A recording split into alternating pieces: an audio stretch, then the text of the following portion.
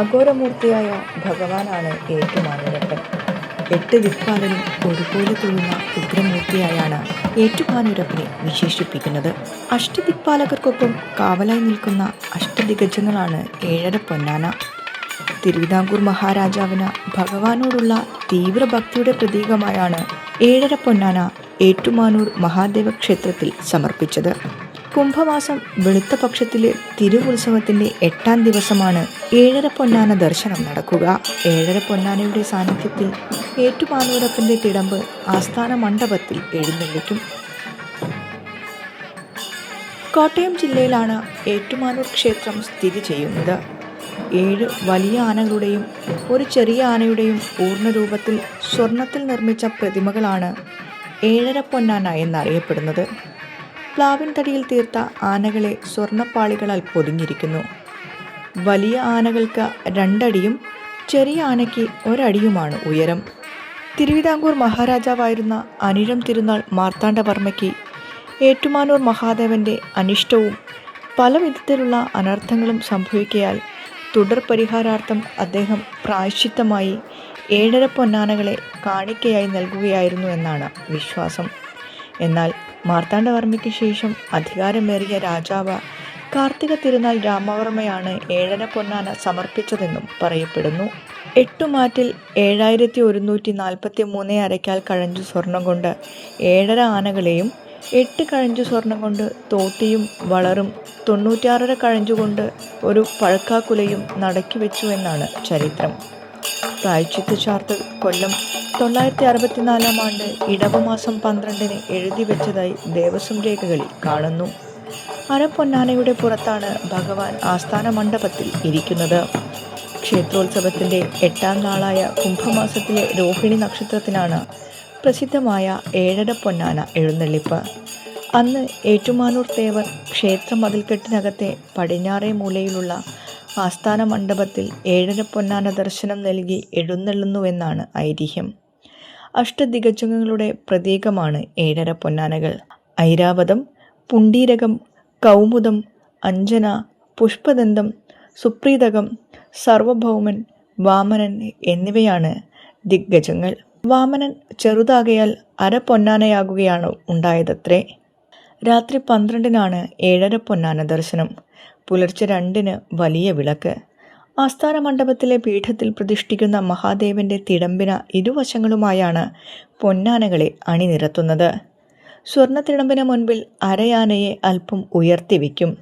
ശ്രീകോവിലിൽ നിന്ന് രാത്രി 11:30 മഹാദേവനെ ആസ്ഥാന മണ്ഡപത്തിലേക്ക് എഴുന്നള്ളിക്കുന്നതോടെ ഏഴര പൊന്നാന ദർശനത്തിന് ഒരുക്കം തുടങ്ങും. നിലവിളക്കുകളുടെയും കർപ്പൂര ദീപങ്ങളുടെയും പൊൻപ്രഭയിൽ ആസ്ഥാന മണ്ഡപനട രാത്രി 12-ന് തുറക്കും.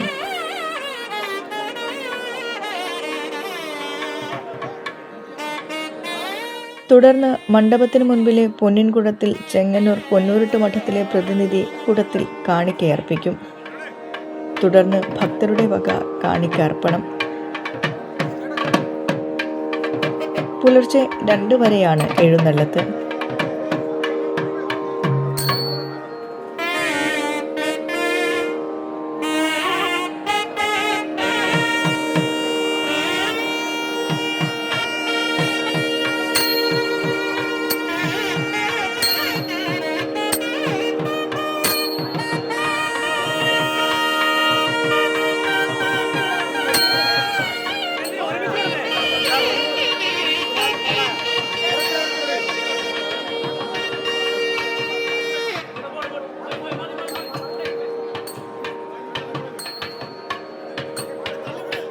ഏഴര പൊന്നാന വർഷത്തിൽ കുംഭമാസത്തിൽ മാത്രമാണ് ഭക്തരുടെ ദർശനത്തിനായി പുറത്തെടുക്കുക. ക്ഷേത്രത്തിലെ ആസ്ഥാന മണ്ഡപത്തിൽ അർദ്ധരാത്രി 12 മണിക്കാണ് ഏഴര പൊന്നാന ദർശനം നടത്തുന്നത്. പൊന്നാനകളെ ദർശിച്ച് കാണിക്കയർപ്പിച്ച് ഏറ്റുമാനൂരപ്പനെ പ്രണമിക്കാൻ ആയിരങ്ങളന്ന് ക്ഷേത്രത്തിലെത്തും. ഏഴര പൊന്നാന ദർശനത്തിലൂടെ സർവ്വ ഐശ്വര്യവും സിദ്ധിക്കുമെന്നാണ് വിശ്വാസം. കുംഭമാസത്തിലെ രോഹിണി നാളിൽ അർദ്ധരാത്രി ഭഗവാൻ ശരഭമൂർത്തിയായി എത്തി ഇന്ദ്രന്റെ ബ്രഹ്മഹത്യാപാപം തീർത്തുവെന്നാണ് വിശ്വാസം.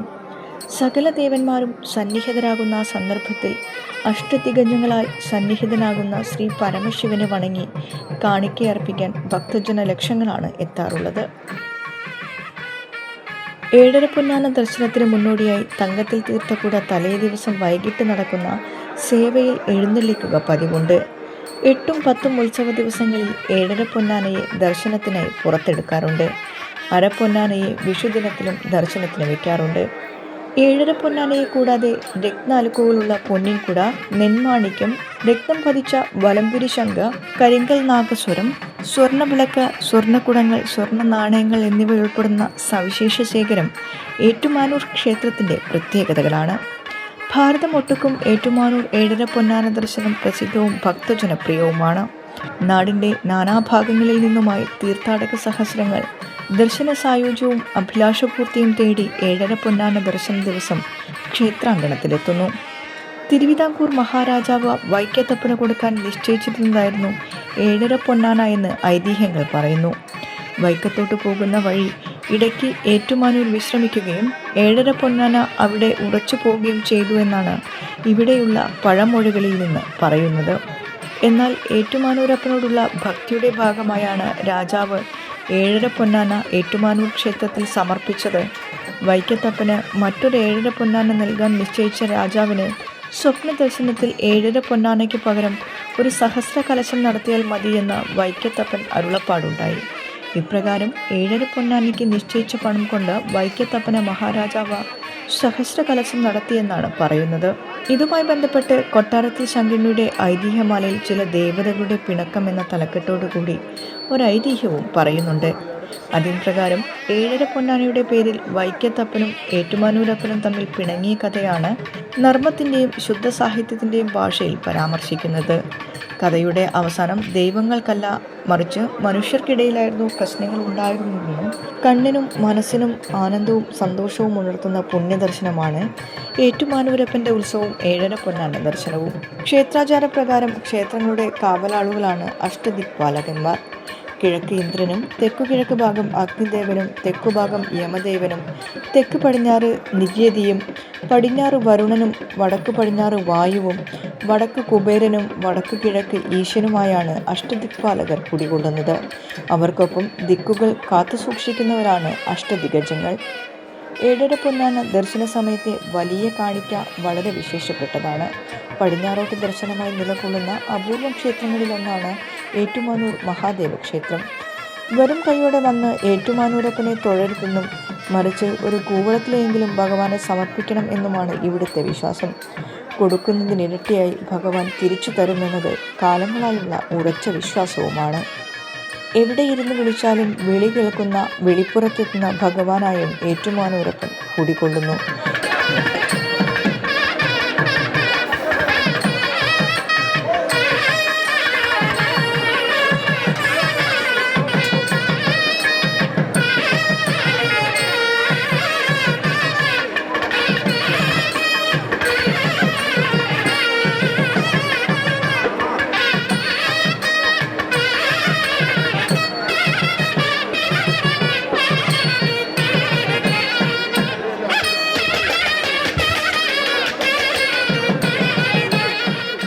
ആറാട്ടോടെ ഉത്സവം സമാപിക്കും.